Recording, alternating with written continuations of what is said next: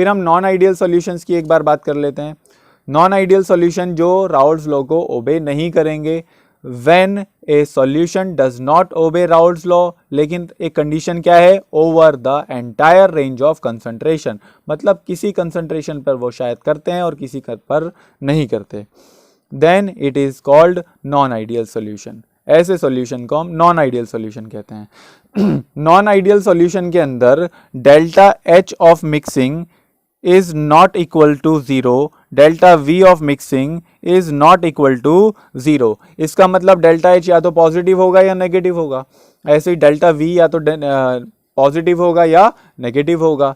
तो vapour pressure of such solution is either higher और lower. इसी तरह से हमने पढ़ा था कि P A is greater than not equal to P not A X A, और P B is not equals to P not B X B. ठीक है, इसका मतलब क्या है कि ये जो इक्वल नहीं है तो या तो ये ज्यादा होगा या कम होगा। ठीक है, ईदर हायर और lower than predicted by Raoult's law. If it is higher, अगर ये ज्यादा हुआ, the solution exhibit positive deviation, या तो ये ज्यादा हो जाए, डेल्टा एच भी ज्यादा हो जाएगा, डेल्टा वी भी ज्यादा हो जाएगा, तो ऐसी डेविएशन ज्यादा हो रहा है तो पॉजिटिव कहलाएगी। और अगर वो कम होने लगेगा तो ऐसी डेविएशन को क्या बोल देंगे हम, नेगेटिव डेविएशन बोल देंगे फ्रॉम राउल्ट्स लॉ।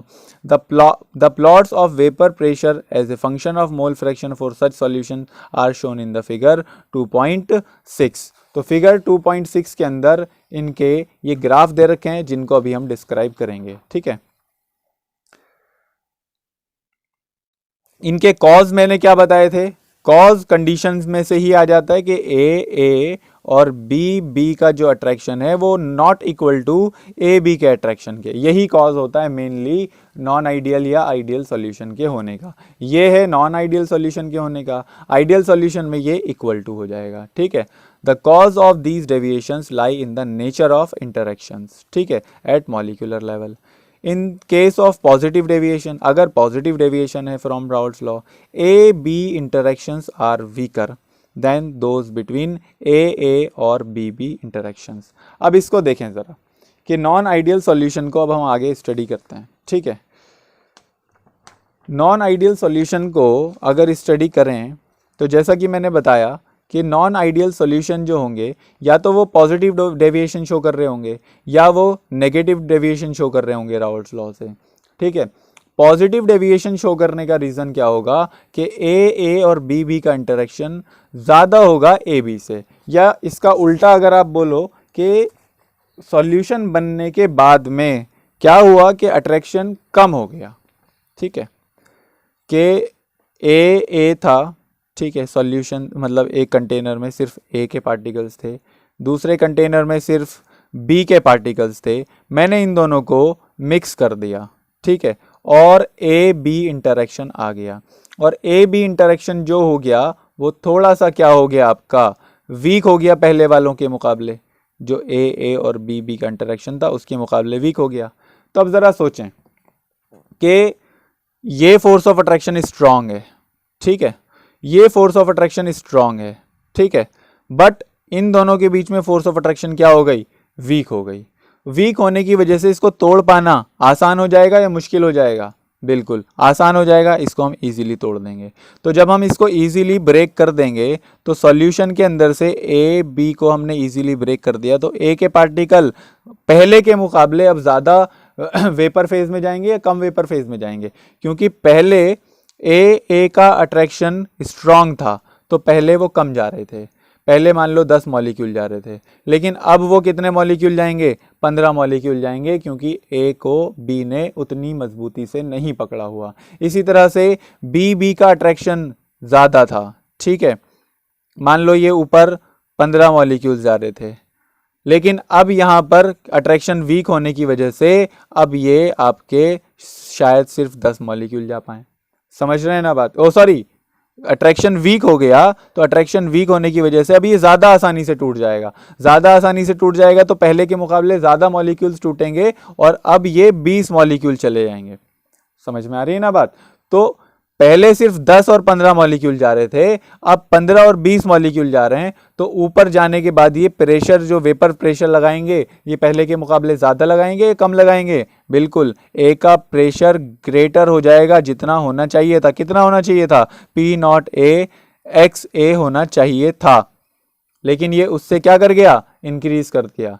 ऐसे ही बी का भी जो प्रेशर होना चाहिए था वो कितना होना चाहिए था? P not B X B होना चाहिए था, लेकिन यहाँ पर ये क्या कर गया? इंक्रीज कर गया। इंक्रीज करने का रीज़न क्या है? कि यहाँ पर इनका अट्रैक्शन वीक हो गया, आसानी से टूट जाएंगे, वेपर फेज में ज़्यादा जाएंगे, ज़्यादा प्रेशर लगाएंगे तो प्रेशर भी क्या हो जाएगा? इनका इंक्रीज कर जाएगा। तो ये क्योंकि प्रेशर इंक्रीज कर गया तो मैं इसको बोलूँगा positive deviation from Raoult's law. ठीक है।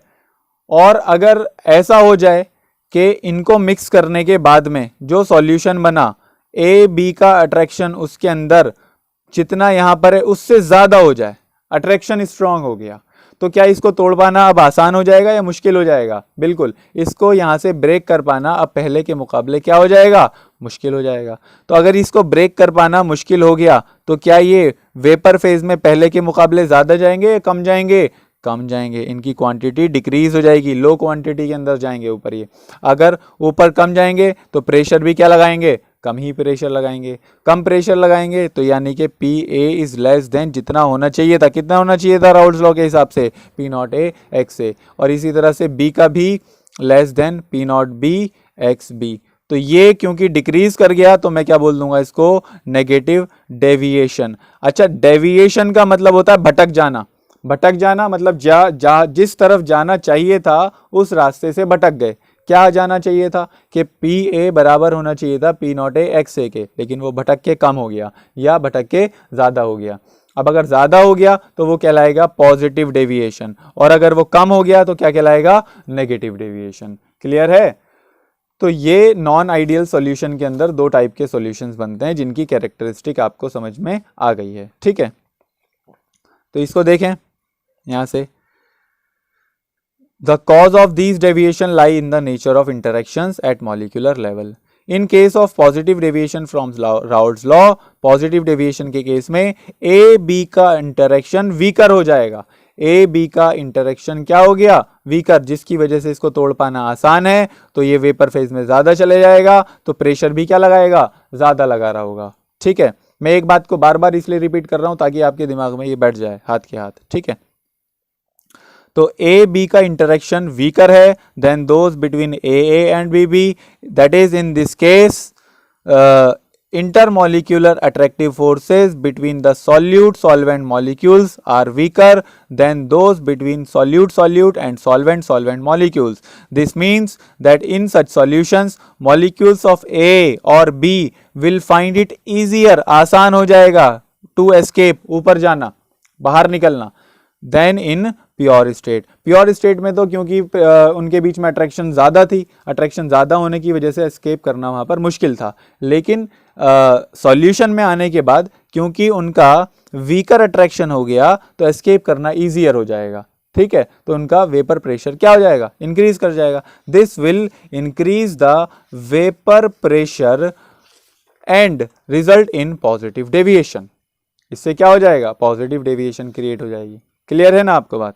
अच्छा, नेगेटिव डेविएशन भी समझ में आती है। ठीक है, ओके। फिर नेक्स्ट कैरेक्टरिस्टिक है हमारी डेल्टा एच ऑफ मिक्सिंग।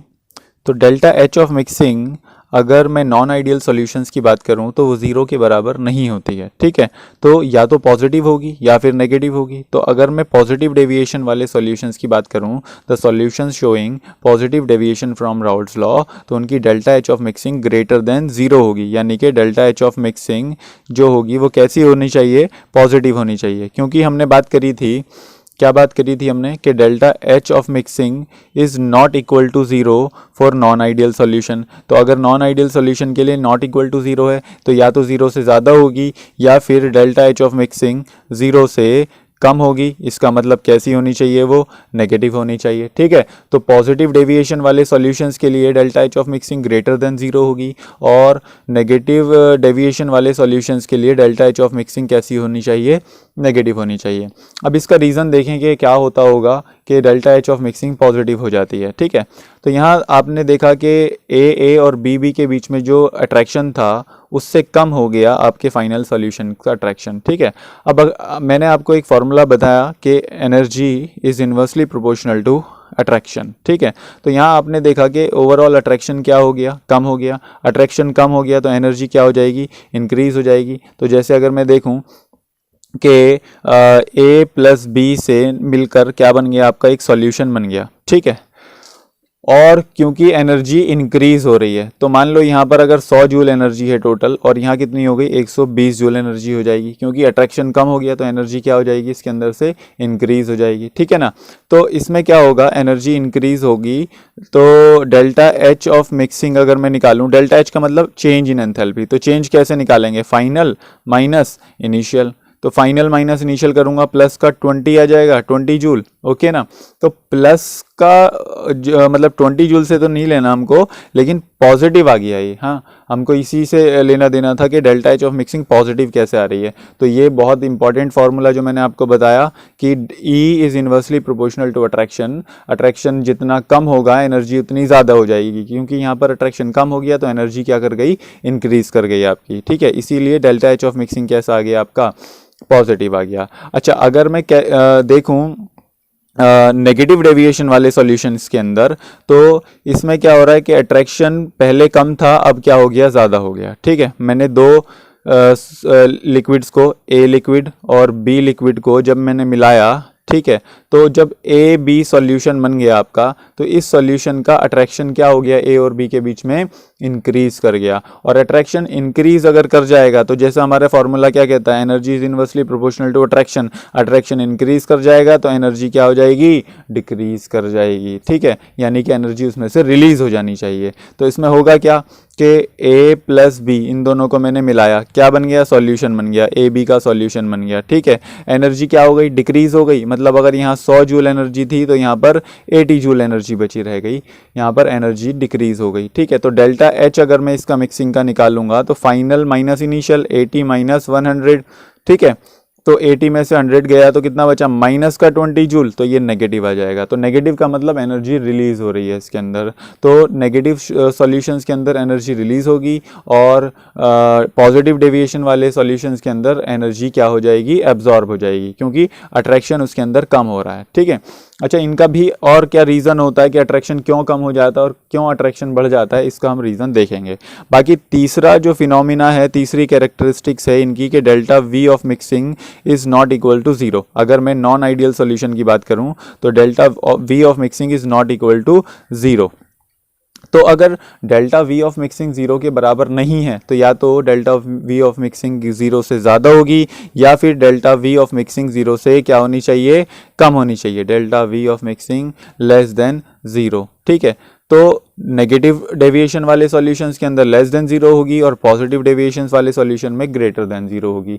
अब इसका रीज़न देखते हैं क्या होता है। ठीक है, मैंने आपको बताया कि पॉजिटिव डेविएशन वाले सॉल्यूशन में अट्रैक्शन क्या कर जाएगा, डिक्रीज कर जाएगा। तो माने कि जो अट्रैक्शन पहले था, पहले अट्रैक्शन होने की वजह से इनके बीच में ए और ए के बीच में इतनी डिस्टेंस थी। ठीक है, लेकिन अब अट्रैक्शन क्योंकि वीक हो गया, तो अट्रैक्शन वीक होने की वजह से ए और बी के बीच की डिस्टेंस इंक्रीज कर जाएगी, क्या, ए और बी, क्योंकि जितना ज़्यादा अट्रैक्शन होता है चीज़ें उतनी पास पास होती हैं। ठीक है, और जितना कम अट्रैक्शन होता है वो इतनी दूर दूर चली जाती हैं। ठीक, तो यहाँ पर क्या हुआ, ये अट्रैक्शन ज़्यादा था तो पास पास थी, जैसे ही अट्रैक्शन कम हुआ तो चीज़ें दूर चली गई। अगर वो पास थी तो कम वॉल्यूम घेर रही थी, दूर चली गई तो वॉल्यूम क्या कर जाएगा, इंक्रीज कर जाएगा। तो अगर यहाँ पर 200 ml था तो यहाँ पर कितना हो जाएगा, 201 ml हो जाएगा सॉल्यूशन का वॉल्यूम।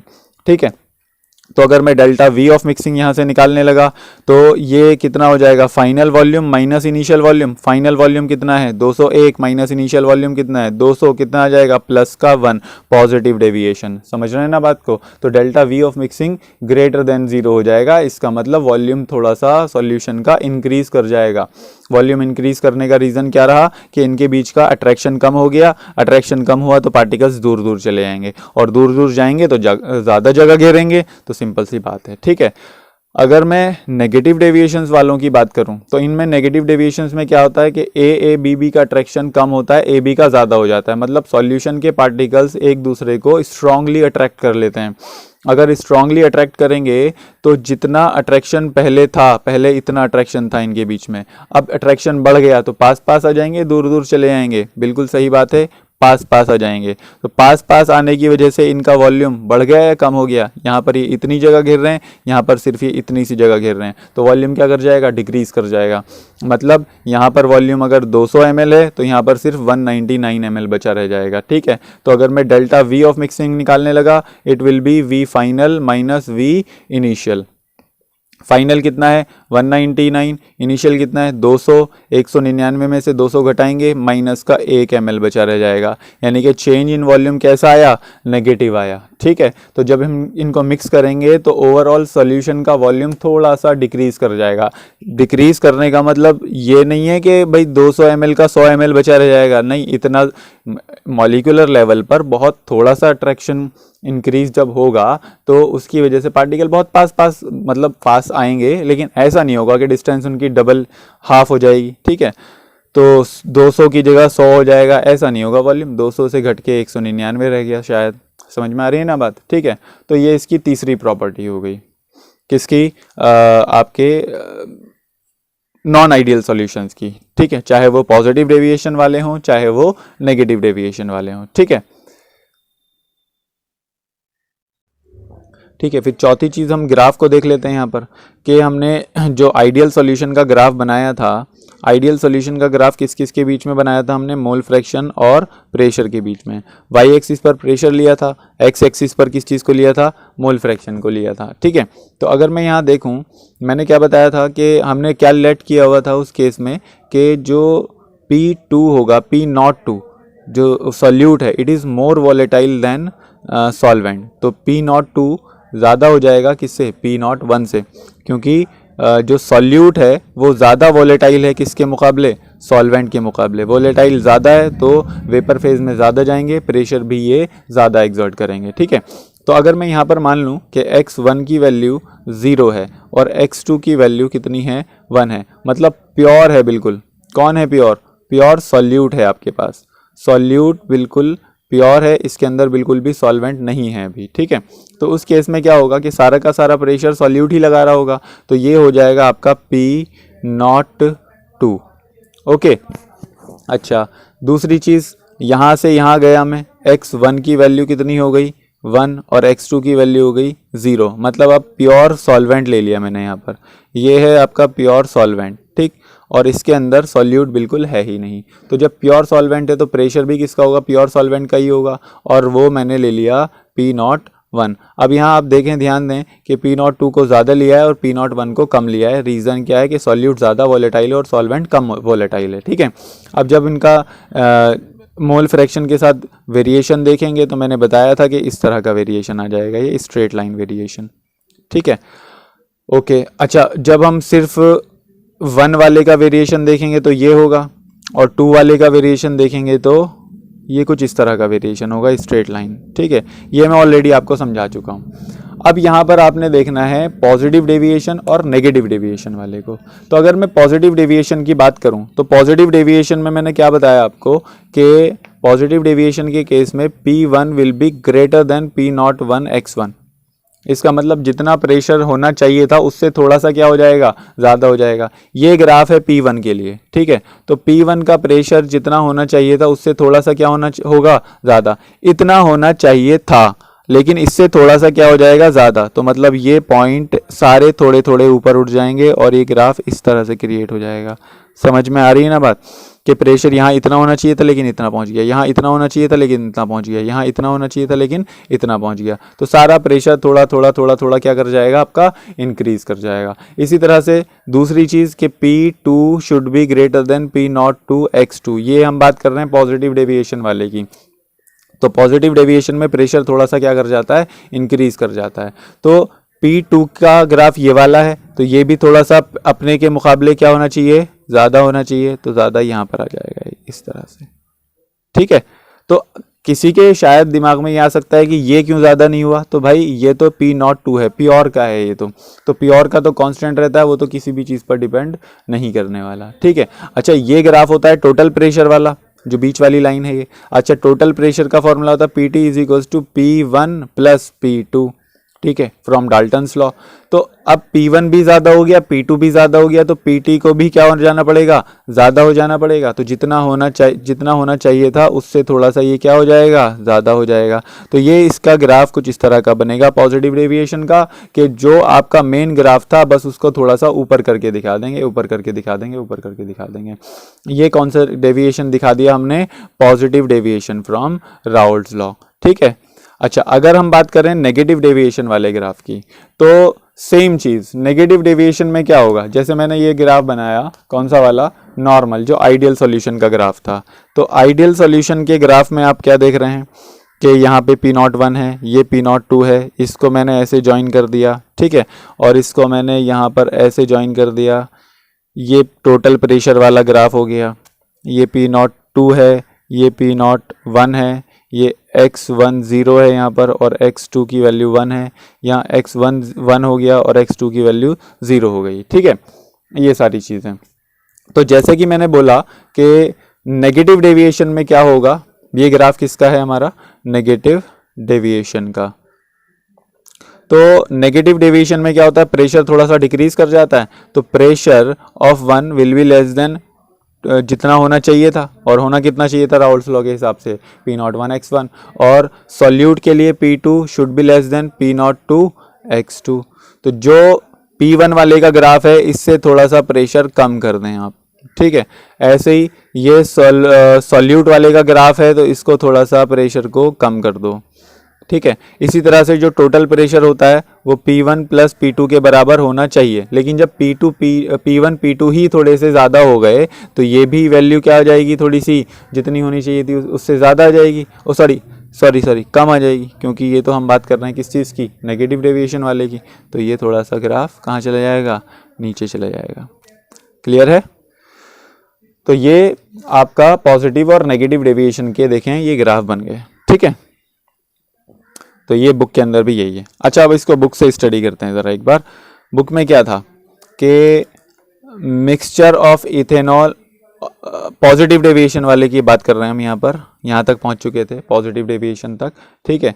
ये हमने बेसिक कैरेक्टरिस्टिक प्रॉपर्टीज़ वगैरह पढ़ ली हैं, ठीक है। अब बेसिक कैरेक्टरिस्टिक प्रॉपर्टीज़ पढ़ने के बाद में हमने क्या देखा कि जो ए और बी के बीच में अट्रैक्शन था उससे थोड़ा सा कम हो जाता है ए बी में। ये मैं किसकी बात कर रहा हूँ, कौन सी डेविएशन की बात कर रहा हूँ, पॉजिटिव डेविएशन की बात कर रहा हूँ, ठीक है। मैंने बोला था कि ये होता क्यों है, इसको हम आगे पढ़ेंगे। तो इसका रीज़न देखें ज़रा, कि mixture of ethanol and acetone का एग्जाम्पल लिया हमने, ठीक है, बिहेव इन दिस मैनर। तो mixture of ethanol and acetone, तो आपने यहाँ पर एक कंटेनर में इथेनॉल लिया हुआ है, ठीक है, और एक कंटेनर में क्या लिया हुआ है, एसीटोन लिया हुआ है। तो यहाँ पर इथेनॉल के बीच में अट्रैक्शन होगा, और यहाँ पे एसीटोन के बीच में अट्रैक्शन होगा, ठीक है। तो आपको पता होगा कि इथेनॉल जो होता है वो कैसा बॉन्ड बनाता है, हाइड्रोजन बॉन्ड बनाता है आपस में ही। इथेनॉल ये फॉर्मूला होता है CH2OH, ठीक है। और दूसरा वाला इथेनॉल अगर मैं बनाऊँ HOCH2CH3, ठीक है। ऑक्सीजन हाइड्रोजन में बहुत ज़्यादा इलेक्ट्रोनेगेटिविटी डिफरेंस होता है। देखें electronegativity order, fluorine, oxygen, nitrogen लगभग क्लोरीन के बराबर, फिर ब्रोमीन, फिर आयोडीन, फिर कार्बन और फिर हाइड्रोजन, ठीक है। तो हाइड्रोजन और ऑक्सीजन में बहुत कई किलोमीटर का फ़र्क है। समझ में आई नहीं बात, कि ऑक्सीजन की इलेक्ट्रोनेगेटिविटी बहुत ज़्यादा है और हाइड्रोजन की इलेक्ट्रोनेगेटिविटी बहुत कम है। तो इस पर ये इलेक्ट्रॉन खींच लेगा तो नेगेटिव चार्ज आ जाएगा, और हाइड्रोजन पे कैसा आ जाएगा, पार्शियल पॉजिटिव आ जाएगा। इसी तरह से इस ऑक्सीजन पे पार्शियल नेगेटिव और इस हाइड्रोजन पे पार्शियल पॉजिटिव चार्ज हो जाएगा। ये पॉजिटिव नेगेटिव एक दूसरे को अट्रैक्ट करेंगे, बॉन्ड बना लेंगे, ये भी पॉजिटिव नेगेटिव एक दूसरे को अट्रैक्ट करेंगे, बॉन्ड बना लेंगे। इस तरह से इथेनॉल और इथेनॉल के मॉलिक्यूल के बीच में अट्रैक्शन होता है, ई अट्रैक्शन, ठीक है ना। और ये अट्रैक्शन कौन सा बॉन्ड कहलाता है, ये बॉन्ड कहलाता है हाइड्रोजन बॉन्ड, ठीक है। तो ये जो हाइड्रोजन बॉन्ड बना है यहाँ पर, ये कब बनेगा, जब फ्लोरीन, ऑक्सीजन या नाइट्रोजन किसके साथ बॉन्ड बना रहे होंगे, हाइड्रोजन के साथ में, क्योंकि इनकी इलेक्ट्रोनेगेटिविटी बहुत ज़्यादा है। तो जब ये हाइड्रोजन के साथ बॉन्ड बना रहे होंगे तो उस केस में जब ये हाइड्रोजन के साथ बॉन्ड बना रहे होंगे तो उस केस में हाइड्रोजन बॉन्ड बन जाएगा आपका, ठीक है। लेकिन अगर मैं एसीटोन के स्ट्रक्चर की बात करूँ तो एसीटोन में कोई हाइड्रोजन तो होता ही नहीं है जो ऑक्सीजन के साथ में कनेक्टेड हो, ठीक है। यहाँ पर कार्बन और ऑक्सीजन है, हाइड्रोजन तो ऑक्सीजन के साथ कनेक्टेड ही नहीं है, ठीक है। तो हाइड्रोजन बॉन्ड यहाँ पे फॉर्म नहीं होगा। लेकिन कार्बन और ऑक्सीजन के बीच में इलेक्ट्रोनेगेटिविटी डिफरेंस अच्छा खासा है अभी भी, ये पार्शियल पॉजिटिव, ये पार्शियल नेगेटिव। जब एक ही मॉलिक्यूल पर पॉजिटिव नेगेटिव चार्ज आ जाते हैं तो हम वहाँ पर डाइपोल क्रिएट करवा देते हैं, मतलब उसको डाइपोल कहा जाता है, क्योंकि एक पोल पॉजिटिव एक पोल नेगेटिव, तो ये क्या कहलाएगा, डाइपोल कहलाएगा। तो इस डाइपोल के बीच में भी पॉजिटिव नेगेटिव चार्ज है। दूसरा वाला एसीटोन का मॉलिक्यूल होगा, उसमें भी अगर मैं इसको उल्टा करके बना दूं तो एक जगह पर पॉजिटिव होगा और दूसरी जगह पर कैसा होगा, नेगेटिव। तो पॉजिटिव नेगेटिव एक दूसरे को क्या कर सकते हैं, अट्रैक्ट कर सकते हैं, ठीक है। तो इनके बीच में अट्रैक्शन तो हो रही होगी, लेकिन ये हाइड्रोजन बॉन्ड नहीं कहलाएगी, ये कहलाएगी डाइपोल डाइपोल अट्रैक्शन। समझ रहे ना बात को। तो जो डाइपोल डाइपोल अट्रैक्शन है वो वीक होती है किसके मुकाबले, हाइड्रोजन बॉन्ड के मुकाबले। तीन तरह की अट्रैक्शन होती हैं, हाइड्रोजन बॉन्ड होती है, फिर डाइपोल डाइपोल होती है, और एक तीसरी होती है वंडर वाल। तो इन तीनों में सबसे स्ट्रॉन्ग हाइड्रोजन बॉन्ड होती है, फिर उससे वीक डाइपोल डाइपोल, और सबसे weak van der Waals force of attraction होती है। समझ में आई नहीं बात। तो अब यहाँ देखें कि इथेनॉल के बीच में तो हाइड्रोजन बॉन्डिंग हो रही थी, लेकिन एसीटोन के बीच में हाइड्रोजन बॉन्डिंग नहीं हो रही है, यहाँ पर डाइपोल डाइपोल बॉन्डिंग हो रही है। तो जब मैं इसको इसके अंदर डालूंगा, ठीक है, तो ई के मॉलिक्यूल्स के बीच में क्या होगा, कुछ एसीटोन के मॉलिक्यूल भी आ जाएंगे, और जिसकी वजह से ई की जो हाइड्रोजन बॉन्ड होगा वो टूट जाएगा। मतलब जैसे ये स्ट्रक्चर था ना, तो इसके बीच में कोई एसीटोन का मॉलिक्यूल आ गया तो इनके बीच में तो अट्रैक्शन टूट गया ना। तो अट्रैक्शन टूटने का मतलब अट्रैक्शन बढ़ गया या कम हो गया, बिल्कुल सही बात है। अट्रैक्शन टूटने का मतलब अट्रैक्शन क्या हो जाएगा, कम हो जाएगा। और वही तो देख रहे हैं हम यहाँ पर कि अट्रैक्शन क्या हो जाता है, कम हो जाता है। तो आमतौर पर अट्रैक्शन कब कम होगा कि जब एक हायर अट्रैक्शन वाला लोअर अट्रैक्शन वाले के साथ मिक्स किया जाएगा।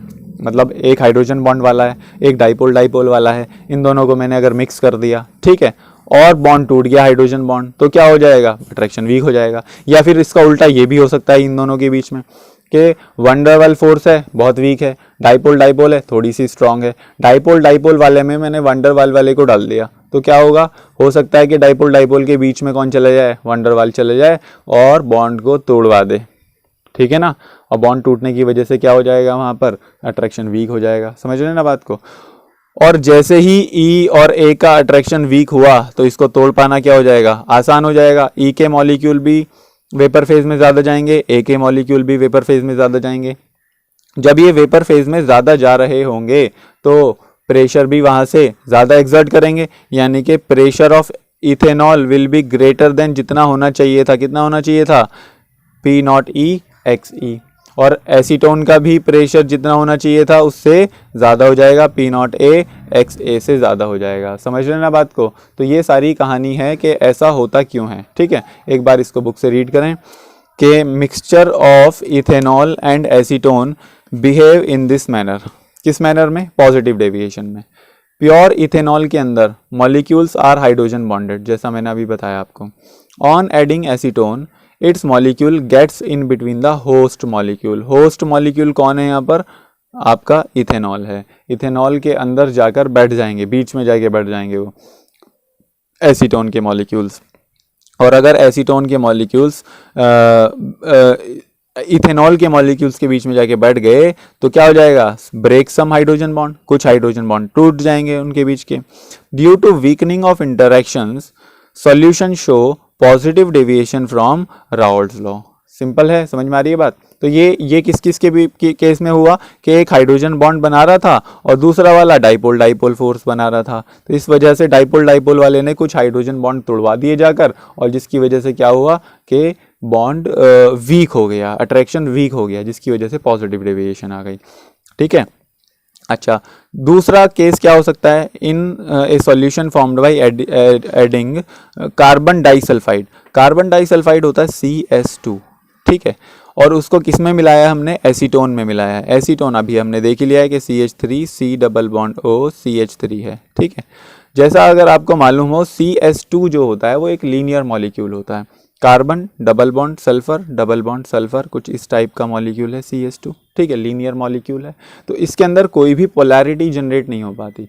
मान लो जैसे होता तो क्या है कि सल्फर ज़्यादा इलेक्ट्रोनेगेटिव है तो इस पे पार्शियल नेगेटिव आ गया, कार्बन पे पार्शियल पॉजिटिव आ गया, फिर से सल्फर ज़्यादा इलेक्ट्रोनेगेटिव है, इस पे पार्शियल नेगेटिव आ गया। ठीक है, लेकिन जो डाइपोल मोमेंट की डायरेक्शन होती है वो पॉजिटिव टू नेगेटिव होती है, तो पॉजिटिव टू नेगेटिव इधर होगा और ये वाला पॉजिटिव टू नेगेटिव इधर होगा, ये दोनों एक दूसरे को कैंसिल आउट कर देंगे। नेट डाइपोल मोमेंट जिसको हम म्यू से डिनोट करते हैं वो कितना हो जाएगा, 0। तो ये जो CS2 होगा वो क्या हो जाएगा, आपका नॉन पोलर मॉलिक्यूल हो जाएगा। और जो नॉन पोलर मॉलिक्यूल्स होते हैं वो अपना बॉन्ड बनाते हैं किसके थ्रू, नॉन पोलर मॉलिक्यूल्स बनाते हैं वंडर वाल के थ्रू, अपना आपस में बॉन्ड्स जो बनाते हैं। क्लियर है ना। तो जैसे अगर मैं CS2 के मॉलिक्यूल्स में बात करूं तो इनमें कोई डाइपोल डाइपोल तो है नहीं, कोई हाइड्रोजन बॉन्डिंग तो नहीं हो रही है, तो इनके बीच में कौन सी फोर्स हो रही होगी, wonder Waals force of attraction हो रही होगी। क्लियर है, ये हमने 11th क्लास में पढ़ा था। तो वंडरवाल फोर्स ऑफ अट्रैक्शन है जो कि काफ़ी वीक है, जबकि एसीटोन के अंदर हमने देखा कि कौन सी अट्रैक्शन है इनके बीच में, डाइपोल डाइपोल है, तो वो तो स्ट्रॉन्ग अट्रैक्शन होती है। समझ में आई नहीं बात।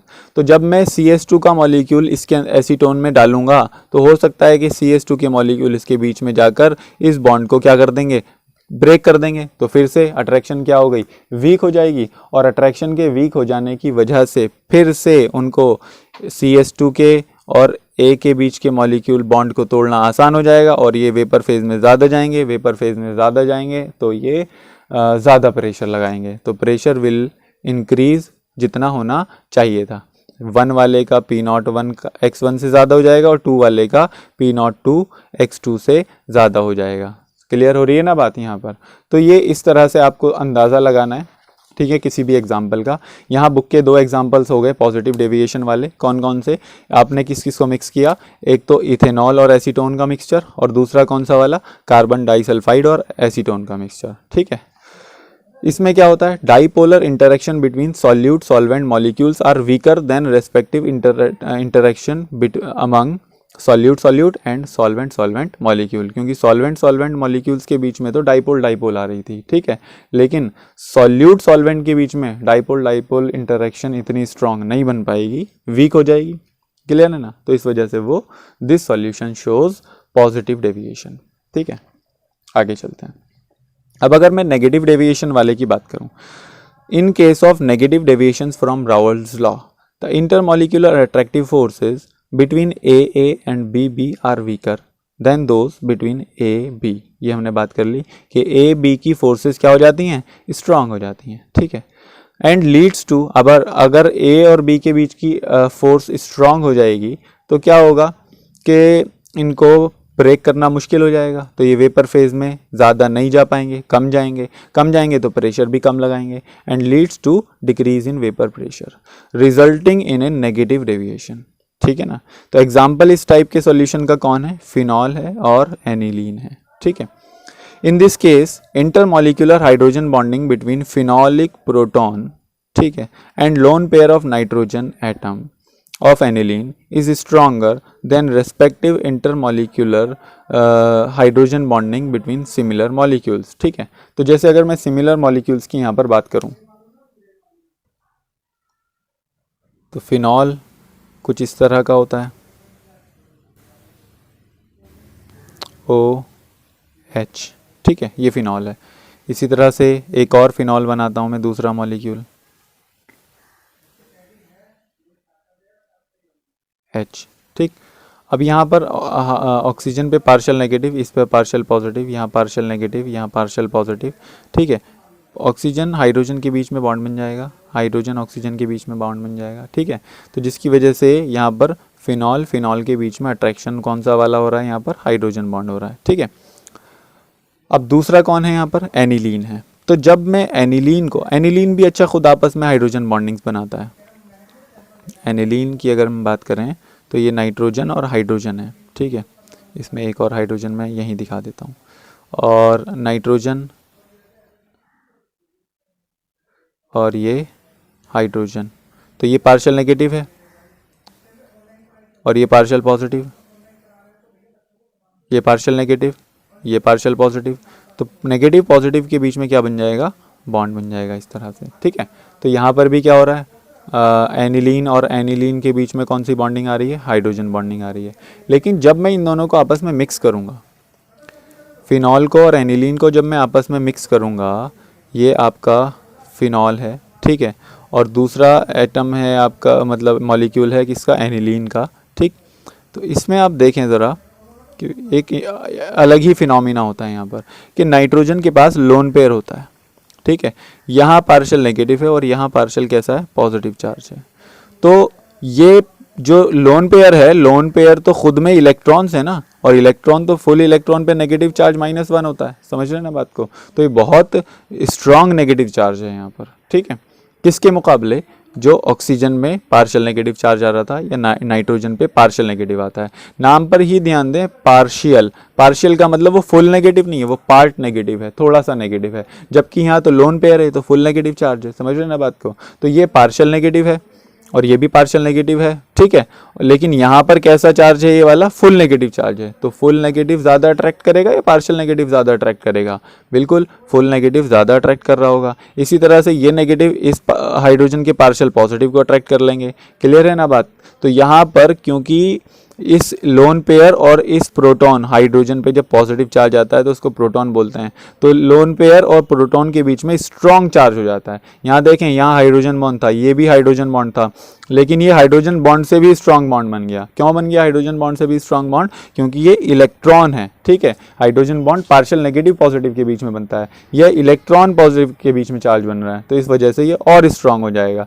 तो यहाँ पर फिनॉल और एनिलीन के बीच में जो फोर्स ऑफ अट्रैक्शन हो गई, वो क्या हो गई, इंक्रीज कर जाएगी। तो इसको तोड़ पाना क्या हो जाएगा, और मुश्किल हो जाएगा। तो ये वेपर फेज में ज़्यादा नहीं जा पाएंगे। जब ये वेपर फेज में ज़्यादा नहीं जा पाएंगे तो जाहिर सी बात है क्या होगा, वेपर प्रेशर कम लगाएंगे। तो इनका vapour pressure P1 will be less than P01 x1 और P2 will be less than P02 x2। Simple है। तो ये कौन सी डेविएशन वाला हो गया, नेगेटिव डेविएशन वाला हो गया, ठीक है ना। बुक में क्या लिखा है कि an example of this type of mixture is phenol and aniline. क्या हो रहा है, वही वाली बात जो मैं समझाता हूँ आपको। इन this case intermolecular hydrogen bonding between phenolic proton and lone pair of nitrogen atom of aniline is stronger, ठीक है। फिनॉलिक प्रोटॉन के, फिनॉल के अंदर जो हाइड्रोजन था उस पे जो पॉजिटिव चार्ज आ रहा था, और लोन पेयर किसके ऊपर था, नाइट्रोजन के ऊपर था, ठीक है, एनिलीन के अंदर। तो इनके बीच में जो अट्रैक्शन होगा वो स्ट्रॉन्गर हो जाएगा। किससे ज़्यादा स्ट्रॉन्ग होगा, ये इंटरमॉलिक्यूलर हाइड्रोजन बॉन्डिंग से भी ज़्यादा स्ट्रॉन्ग हो जाएगा between similar molecule. Similar molecule कौन कौन से थे, फिनॉल, फिनॉल के बीच में हाइड्रोजन बॉन्डिंग हो रही थी, एनिलीन, एनिलीन के बीच में हाइड्रोजन बॉन्डिंग हो रही थी। तो इनके बीच में जो हाइड्रोजन बॉन्डिंग हो रही थी, इससे भी स्ट्रॉन्ग बॉन्डिंग किसके अंदर हो जाएगी, लोन पेयर और फिनॉलिक प्रोटॉन के बीच में हो जाएगी, ठीक है ना। तो इंक्रीज हो जाएगा चार्ज, ठीक है। नेक्स्ट एक और एग्जांपल हमारा क्लोरोफॉर्म और किसके बीच में, एसीटोन को मिक्स कर रहे हैं हम, ठीक है। अब जैसा मैंने आपको बताया, एसीटोन तो आपस में कैसा बॉन्डिंग बनाता है, डाइपोल डाइपोल बनाता है। क्लोरोफॉर्म का स्ट्रक्चर होता है, इसका फॉर्मूला होता है CHCl3। स्ट्रक्चर क्या रहेगा इसका, तीन क्लोरीन होंगे, 1 2 3 क्लोरीन, और तीसरा बॉन्ड किसके साथ बन रहा होगा, हाइड्रोजन के साथ में, ठीक है। कार्बन पे कैसा चार्ज होगा, पार्शियल नेगेटिव, और हाइड्रोजन पे पार्शियल पॉजिटिव। रीज़न क्या है कि मैंने बताया कि फ्लोरीन, ऑक्सीजन, नाइट्रोजन और क्लोरीन इनका आपस में बराबर होता है लगभग, फिर ब्रोमीन, फिर आयोडीन, फिर कार्बन और फिर हाइड्रोजन। तो कार्बन हाइड्रोजन से ज़्यादा इलेक्ट्रोनेगेटिव होता है, तो इसके ऊपर थोड़ा सा कैसा नेगेटिव होगा और इस पर थोड़ा सा पॉजिटिव चार्ज होगा, ठीक है। तो मतलब इसके अंदर भी थोड़ा बहुत डाइपोल क्रिएट हो रहा है, ठीक है। तो यहाँ पर भी क्लोरोफॉर्म में भी कैसा बॉन्ड आ रहा होगा, डाइपोल डाइपोल बॉन्ड बन रहा होगा, समझ रहे ना बात को। लेकिन जब मैं क्लोरोफॉर्म को एसीटोन के साथ मिक्स कर देता हूँ तो होता क्या है, जादू, कि CH3 C double bond O, ये एसीटोन हो गया। क्लोरोफॉर्म ये है आपका HCCl कार्बन हाइड्रोजन पे पार्शियल पॉजिटिव आ जाएगा क्योंकि कार्बन ज़्यादा इलेक्ट्रोनेगेटिव है। इसी तरह से ऑक्सीजन पे पार्शियल नेगेटिव और इस पे पार्शियल पॉजिटिव होगा क्योंकि ऑक्सीजन और कार्बन में ज़्यादा इलेक्ट्रोनेगेटिव ऑक्सीजन होता है। तो इन दोनों पर जब नेगेटिव पॉजिटिव आ गया तो क्या ये बॉन्ड बना लेंगे, समझ रहे हैं ना बात को। और ऑक्सीजन हाइड्रोजन का बीच जो बॉन्ड होता है वो कौन सा होता है, हाइड्रोजन बॉन्ड होता है। तो ये स्ट्रॉन्ग बॉन्ड होता है। तो पहले कौन सा बॉन्ड बन रहा था, डाइपोल डाइपोल बन रहा था, लेकिन अब कौन सा बनने लगा, हाइड्रोजन बॉन्ड बनने लगा। तो क्या intermolecular force of attraction strong हो जाएगी, बिल्कुल। तो intermolecular force of attraction strong होगी, इसको तोड़ना क्या हो जाएगा, मुश्किल हो जाएगा। तो ये मॉलिक्यूल्स वेपर फेज में कम जाएंगे, वेपर फेज में कम जाएंगे तो प्रेशर भी कम लगाएंगे, ठीक है ना। तो ये नेगेटिव डेविएशन शो कर देगा इस तरह से। तो यहाँ पर लिखा है कि similarly mixture of chloroform and acetone forms a solution with negative deviation from Raoult's law. This is because chloroform molecule is able to form hydrogen bond with acetone molecule as shown in figure, जो मैंने आपको already दिखा दिया है, ठीक है। उससे क्या होगा, this decreases the escaping tendency of molecule, जिससे ये बॉन्ड तोड़ना मुश्किल हो जाएगा और ये एस्केप मुश्किल से कर पाएंगे। एस्केपिंग टेंडेंसी डिक्रीज कर देगा for each component and consequently vapor pressure decreases resulting in negative deviations from Raoult's law.